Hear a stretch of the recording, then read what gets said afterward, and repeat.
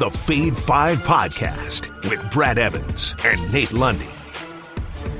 Welcome in to the Fade 5 Podcast. Place your bets. Brad the Big Noise Evans here. The Weeble Wobble, you saw it right there on your screen. The incomparable good sir, Nathaniel Lundy. It's a hashtag Tequila Thursday here on the program. And we are, of course, presented by the ultra smooth, very tasty, outstandingly fine Suavecito Tequila. Pick up a bottle tonight. I prefer the Añejo. Neat bartender. And if you drink it that way, you get those vanilla finishes on it, and it's quite tasty, let me tell you, and quite affordable too. Check them out at your local liquor store. Go grab a bottle of Suavecito Tequila tonight, and you're going to need the entire bottle tonight because the Denver Broncos and that hideous offense are going to be on full display against the Indianapolis Colts. The current line, I pulled this from BetMGM as of this morning. We saw a little bit of a reduction and went from 42.5 to 42 on the total and went from 3.5 to 3 on the line, favoring the home team, Denver Broncos. Lundy, I don't know if you're going to be in attendance, but I know you're going to need a ton of Suavecito to try to stomach this one. Give me a game score prediction. Yeah, you are going to need a lot of the bottle tonight. There's a few games this weekend that may require a decent amount of the bottle if we're going down that path. But yeah, make sure you got the Suavecito handy for tonight. I will actually not be in attendance. I have another commitment, so I gave my tickets. I said, here you go. You go enjoy this, or enjoy it, if I use the air quotes, if you can. I'm going to say 24-17 on the home team side of things. So I'm going to tuck it just underneath, Brad, that 42. I've actually got a way that I want to try to play this in a same gamer that I'll throw at you during bonus time that I think buys you a little bit of space, gets you up into some plus odds. But I think Denver takes care of business simply because I trust Denver's defense against Matt Ryan, who has absolutely looked like a wounded bird all season. A wounded 37-year-old because he's ancient. Yes. He's old by quarterback standards. You're exactly right. So I'm going 24-17. I'll take the home team. I think the Broncos go to 3-2. Jokingly, and I say this half-heartedly jokingly, I think it's going to be a 4-2 finish. 3 safeties in this one, and the Broncos score the winner. And you and I get the email from BetMGM every single morning on the better splits, and 77% of the handle is on Denver, believe it or not, minus a 3. Though, if you look at the money line, I thought for sure the majority would be on the Colts for the handle, but no, that's not the case. It's actually the Broncos on that money line. So if you want to take out the 3 or the 3.5 out of the equation, that might be the play here. I say take Denver on the money line, and I also say get a reduction on that total, meaning raise it. So get up to like 49.5 and go with a little two-legger and get it a plus money. You stole my thunder, you jackass. Oh, I did. All right, I had fine, no idea. Fine. I'll tell you what, we can do bonus time early. If you take, you ass, at FanDuel, Brad, at FanDuel right now, if you grab Denver on the money line, you take that total to under 49.5 plus 105. There you go. Jackassery for everybody. And with that in the books, let's go to another edition presented by Suavecito of the Fade 5. Number 5. All right, let's go to numero 5 here, and it's Mo Money, Mo Money, Mo Money. It won't be Mo problems if you back a Mo Alley Cox, and I'm going to take the over on 18.5 receiving yards for the plus-size target of the Indianapolis Colts. You look at the Denver Broncos and what they have allowed this season in tight end position. It's 5.3 receptions and 47 flat yards per game. Mo Alley's been over this in every single matchup, it seems, this season. It's actually 2 of 4 to be exact. But the Broncos have given up 5 tight ends of 19 or more yards in a game. Cox is running a route 17.3% of the time. He's only seen 3.5 targets per game, and Kylan Granson will split some of the opportunities for him in 11 formations or 12 formations. So I think for a guy that gets a lot of separation off the line, he's number 5 in average target separation, and he's number 7 right now at the position in yards after the catch with 12.9. He may do this on a couple of catches. That's all we need. And given how well Darby and Surtain have played in that secondary, and they're going to be probably isolated and stuck on those wide receiver assignments, I think Mo Alley Cox across the middle of the field will be a Matt Ryan favorite at least a couple of times. So fade or follow, more money, more money, more money, Mo Alley Cox on that over 18.5 receiving yards, minus 115 at DraftKings. Screw you and your countdown. This, I'm telling you right now, ladies and gentlemen, this is the number one play of a player prop tonight. This is, Brad, I think he's going to have this at the end of the first quarter, okay? Forget the entire game. Couple of reasons why. One, you already pointed out in terms of where there is a little Charmin soft in that Broncos defense, and it is actually going up against tight ends. The Broncos have allowed 5 tight ends to be able to go over this number so far this season. I think Mo Alley Cox does it very early in the game. And the other thing to keep in mind, the Colts, with all the problems that Matt Ryan has had, Brad, what do you want to do with Matt Ryan? You want to get the ball out of his flipping hand as fast as possible. And one of the best ways that you can do that when you do not have Jonathan Taylor is to be able to find Mo Alley Cox, very simple dump offs, the same kind of crap that Matt Ryan had been doing for over a decade in Atlanta. He needs to be able to do the same thing tonight here in Denver. So this is actually, this is my number one player prop for tonight. I think this is absolutely a slam dunk. Do it for the VCU Rams. Bet on Mo Alley Cox in that over. Number 4. All right, revenge game.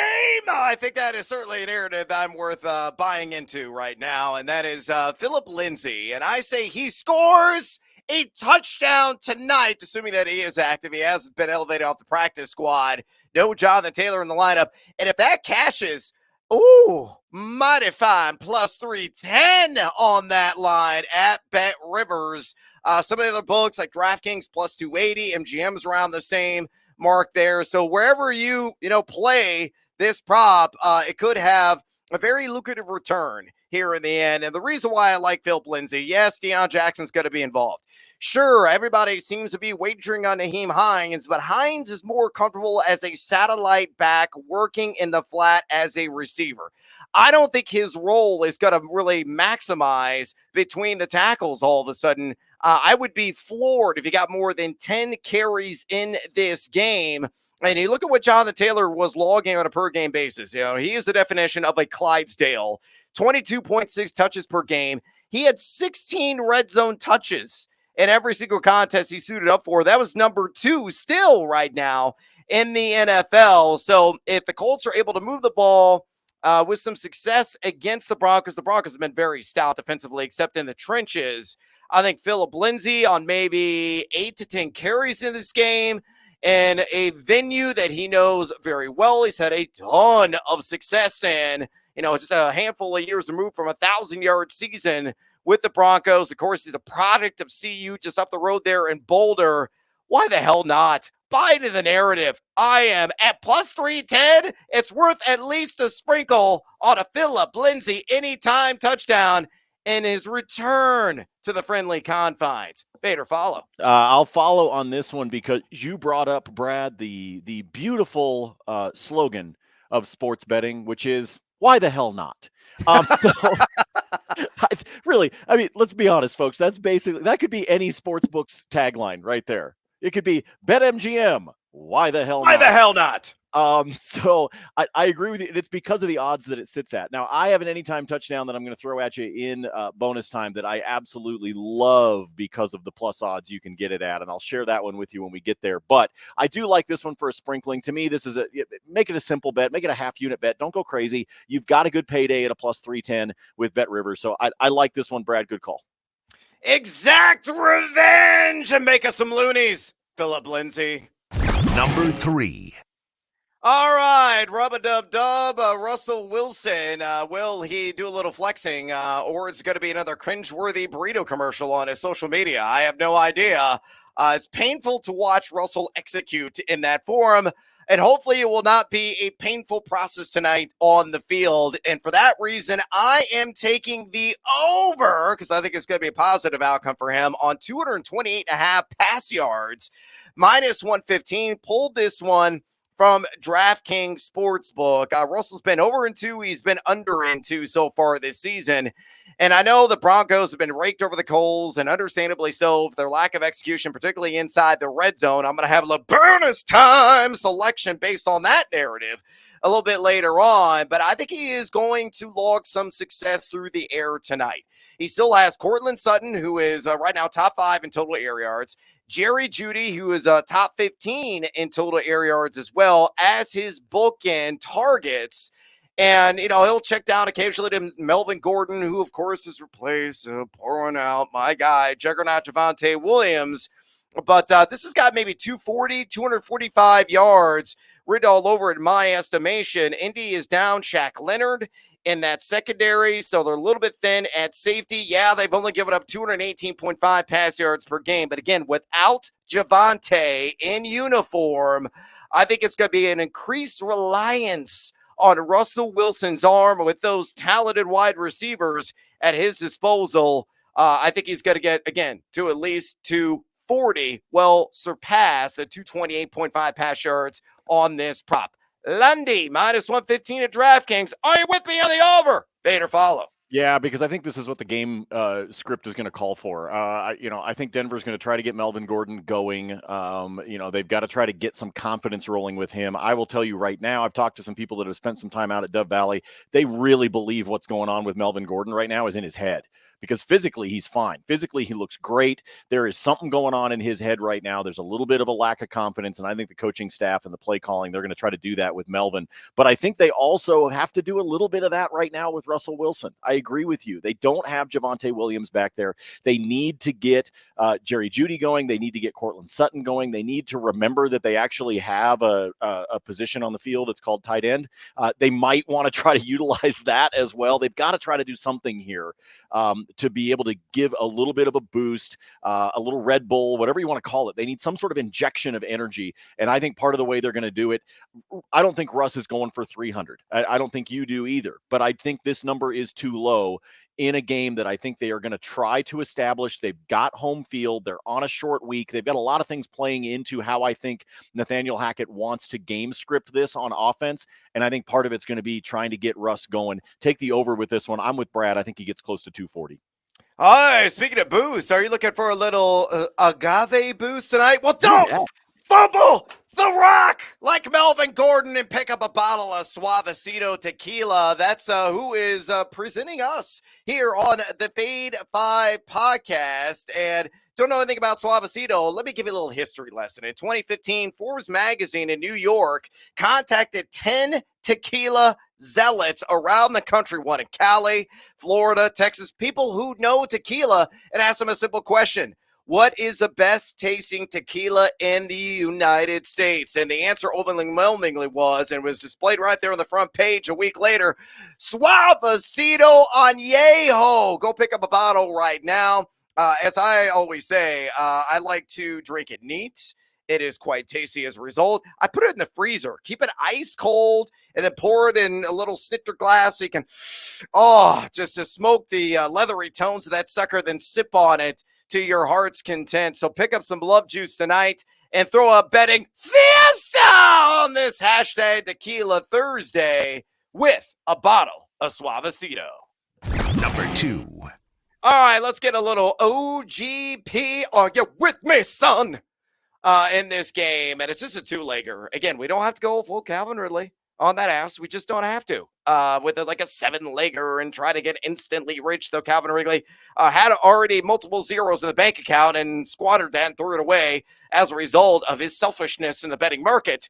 But I got a 2-legger, and hopefully this is going to add a few ticks in the box score for me. Cortland Sutton, 50-plus receiving yards, and Jerry Jeudy, 45-plus receiving yards. Slap those two together. I did it really early in the week. It was plus 140 when I did. Now it's down to plus 120, but still a plus money. That is a handsome outcome that I think is going to crop up. Why? Very simply, you look at Cortland Sutton, 27.8% of the team's target share. So he has been a targets hog, a favorite of Russell Wilson. That's 8.8 looks from the quarterback per game. He has been over the 50-yard mark in every single game this contest. I mentioned the air yards earlier. He's number 4 in that category, number 12 in total deep ball targets. That's passes beyond 20 yards. He has seen 6 of those already this season.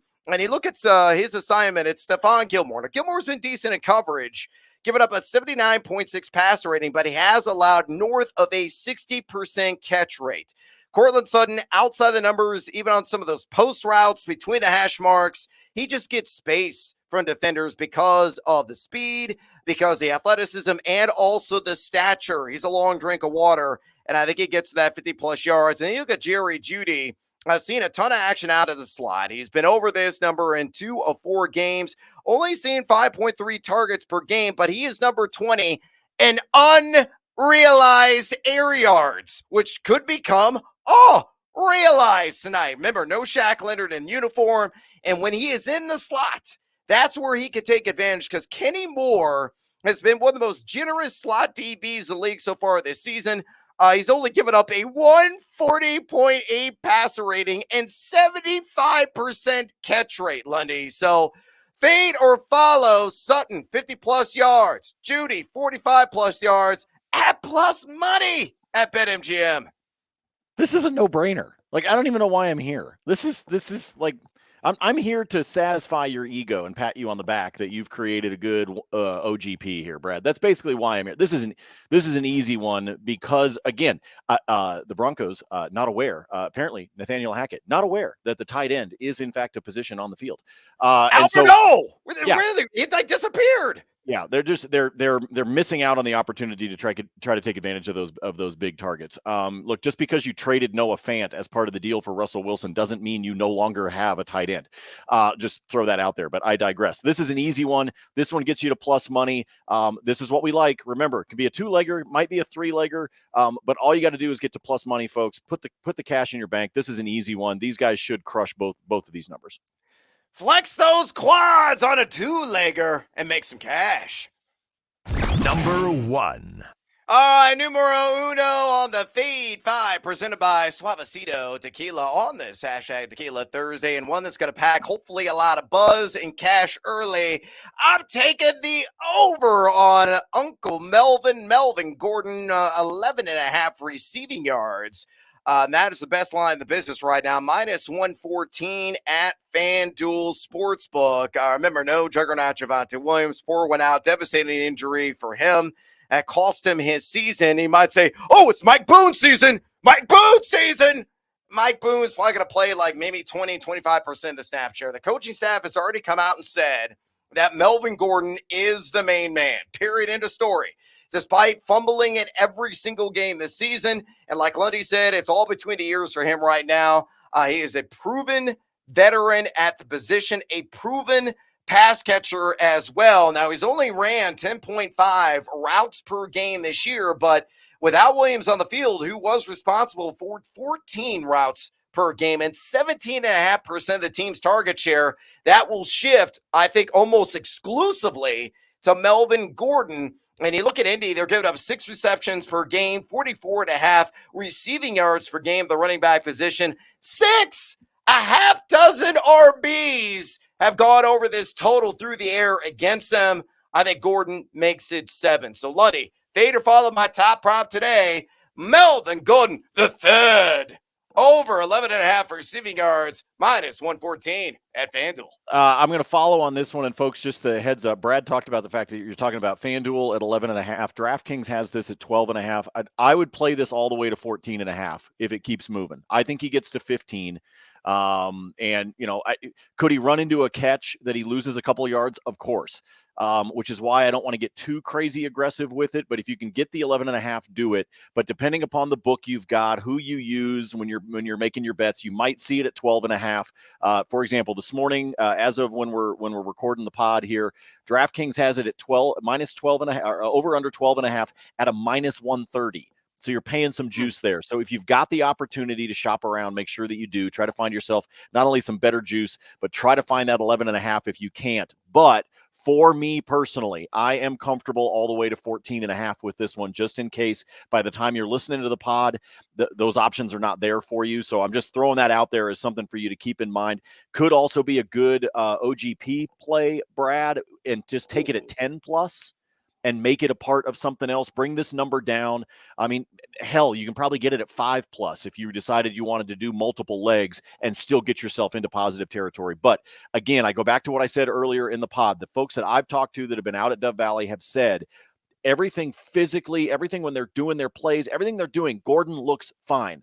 It's up here, folks. It's between the ears right now. And I think the coaching staff's going to try to get him to be back on a positive sense in terms of just his own psyche. I think they're going to try to do that, which is why, Brad, is it time for bonus time? Yes, that's a head maneuver there, Lundy, and that's what pros do doing? in those segues. So let's get to it. It is indeed bonus time here on the Fade 5 podcast presented by Suavecito. Lundy, what else do you dig tonight? Let me throw two of them at you. First of all, I do think part of the psyche is I think they want Gordon to carry the rock across the goal line. He's plus 115 for an anytime touchdown. That's me just believing what this coaching staff is going to try to do with Gordon. This team has struggled mightily in the red zone, as you talked about. But at a plus 115 for the guy that is going to be the guy in terms of the running back position for the Broncos, I'm okay with that one, even as good as the Colts defense is. So I like Melvin at the anytime touchdown plus 115. Now let's go back to the fact that if you've got 3 names, you're already winning in life. Mo Alley Cox, Brad, plus 450 at Caesars for an anytime touchdown. 450 is where he's at. Folks, to give you an idea, the other books, he is below 400. He is plus 450 for an anytime touchdown at Caesars as of tape time. The other one that I like, Bradley Chubb, I just need 1 sack. That's it. Just one.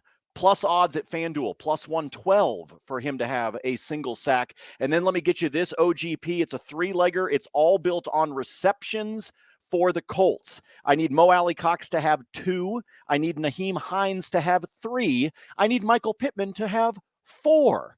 Little hat tip there to Coolio. 1, 2, 3. I need 2, 3, 4. That at BetMGM, Brad, plus 115. Oh, I like that. And I got up and get down on some additional action as well here. Hat tip again, RIP, Coolio.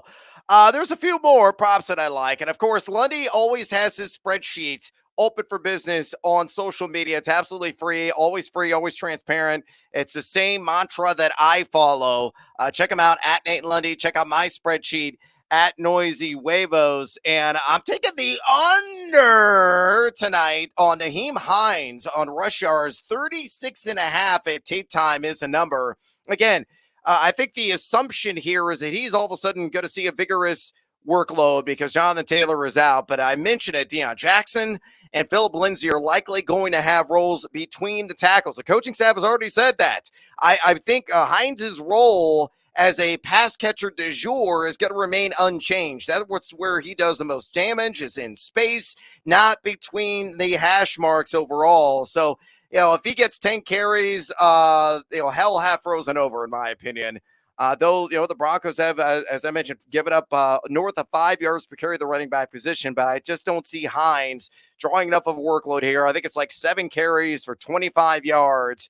I do like the over, though, on his receptions prop, which is at 3.5. I would take that. It's juiced up at some of the books, so shop around. I think he'll do more damage in the reception game. Also, I like Brandon McManus, our old friend for the Fantasy Football Hour, who I claimed was not a person, and he did all kinds of kicking exhibitions as a result in athletic competitions to prove that, I'm an athlete, and I'm a hell of a lot better than you, Evans, and he certainly was. And he's a damn good kicker. And the Broncos, we know they have well-documented issues inside the red zone. This is where they have been bogging down drive after drive after drive. So McManus, if that is another problem tonight, is going to come in and kick at least 2 field goals. So I'm going to take the over on 1.5 field goals made and just minus 115 on that. McManus' season 8 for 10, splitting the uprights on field goal attempts this season. So he's been over this number a couple of times. And then finally, my last wager in this contest, I'm taking the under on the Colts, 19.5 points scored. Minus 110, pulled this from BetMGM. They have been over in a couple of games this season. But what kind of confidence do you have in this offense without Jonathan Taylor, who is the centerpiece of the scheme because they are run-centric, one of the most run-heavy teams in the league? As I mentioned, yes, the Broncos giving up 5.37 yards per carry, but they're also only giving up 5.98 pass yards per attempt to the quarterback position.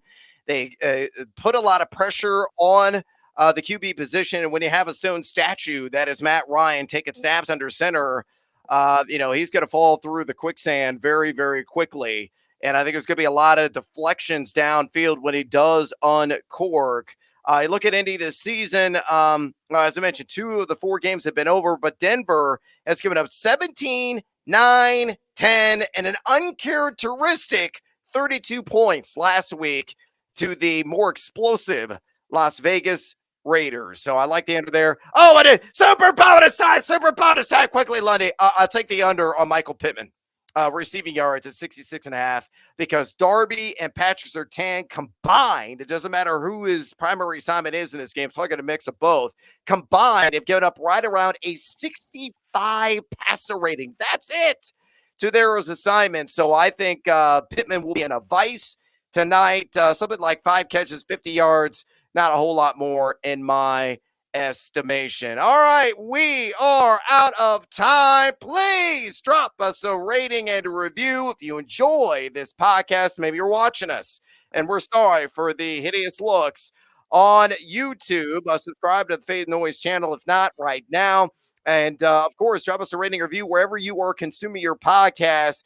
Follow Lundy on Twitter at Nate Lundy. Follow me there at Noisy Huevos as well. And don't forget, for the love of God, go out there and pick up some Suavecito Tequila. Swallow the entire bottle. If they had a worm, you would be swallowing it tonight because you're going to have to do that to endure what is going to be a 4-2 final. I said at the top, baseball score, nothing but safeties. Disgusting matchup there in the Mile High City. For Nate Lundy, I'm Brad Evans. Until next time, as always, feed or follow. That is up to you.